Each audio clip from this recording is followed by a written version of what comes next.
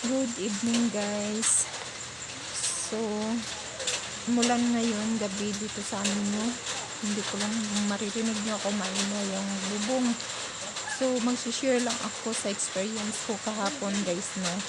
Share ko lang sa inyo about sa aking cellphone na ninakaw. So, yun nga guys no. Ninakaw kahapon yung aking cellphone mga alas 4 ng hapon. So, natulog kasi ako dito guys sa sala. Natulog ako tapos yung main door ko ay nakabukas. Pati yung pintuan ng aking tindahan nakabukas kasi ano siya, yung main door ko, ito main door ko ng pinto tapos may pinto din siya sa tindahan dito. Papasok. Ayan, bukas siya na lahat tapos yung cellphone ko ay nakalagay lang siya sa may katabi ng printer, sa may misa. So, pag may tao na talagang interesado dun sa cellphone, pwede siyang dito lang banda sa may pintuan at maabot lang niya yung cellphone.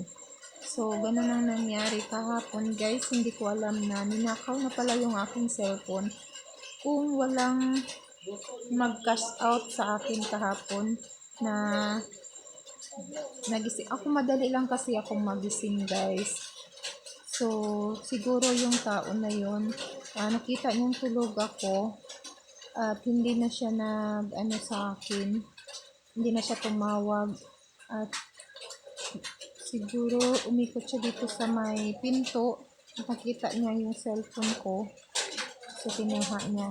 So, ganun. So, naano talaga ako kahapon guys. Hindi ako makakalit. Parang gusto kong sumigaw. Hindi ko maintindihan yung aking nararamdaman kahapon. Kasi yung cellphone na yun guys, andun yung aking GCash.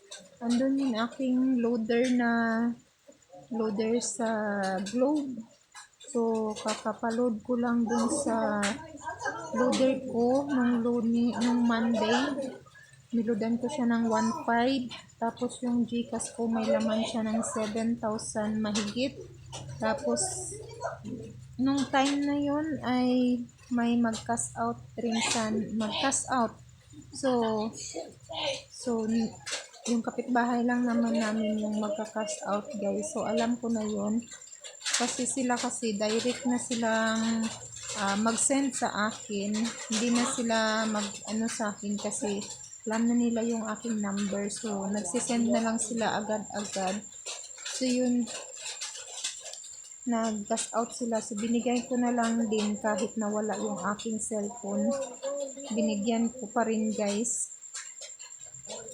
So, hindi ko alam kung sino ang kumuha kasi sobrang ano lang ako kasi guys, sobrang kampante lang talaga ako dito sa aming lugar kasi sanay na ako matulog dito na nakabukas lang yung aking pinto. Wala namang pumapasok na ibang tao. Basta may tao silang nakikita, walang pumapasok at mabilis lang din akong magising pag merong tao. Pero yung time na yun, hindi talaga siya tumawag sa akin. Kumatok, wala talaga. So, yung ano niya talaga ay kukunin yung aking cellphone. So, yun. Hindi ako nakatulog kagabi guys, nakakaisip. Kasi, syempre, inisip ko paano na at mag-uumpisa naman ako ulit. Kailangan kong bumili ng cellphone.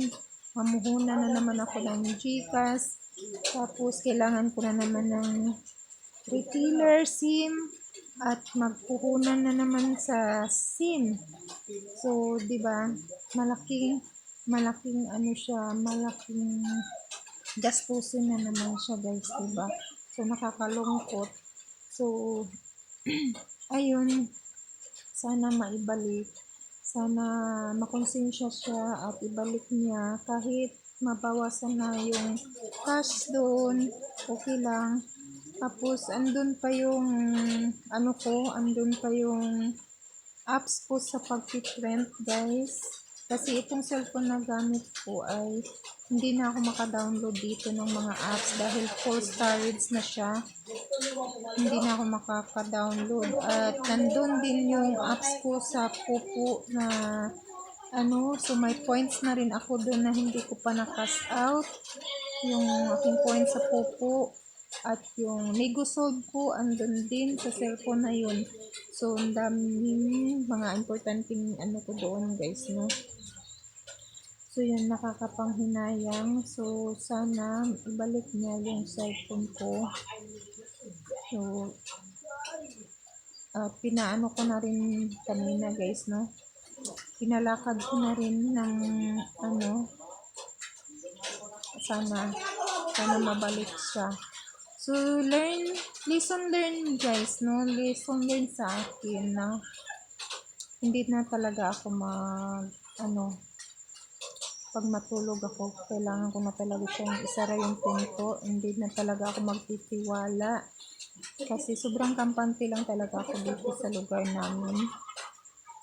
Kasi hindi ko alam kung sino talaga at ewan ko kung taga dito o taga ibang lugar. Kasi may mga mga dayo dito sa amin guys, no? Na hindi taga rito, nagtatrabaho sila dito dahil maraming mga bahay na pinapatayo dito.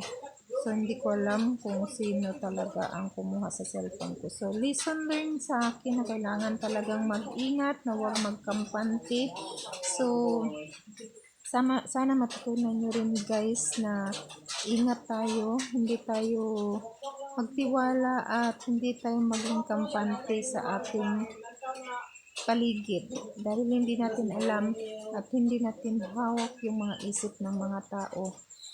So, kahit hindi naman yun kaganda.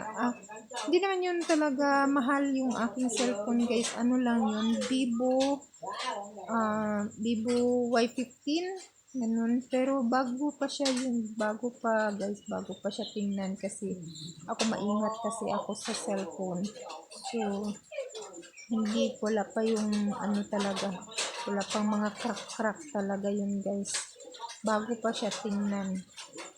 Kasi maingat talaga ako sa cellphone. So, yun. So, mag-ingat na rin kayo guys.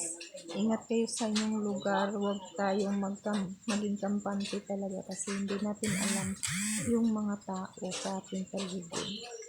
So, sana ay mabalik pa rin yun sa akin. No? Para hindi na ako mamroblema talaga kasi malaking gastusin na naman guys.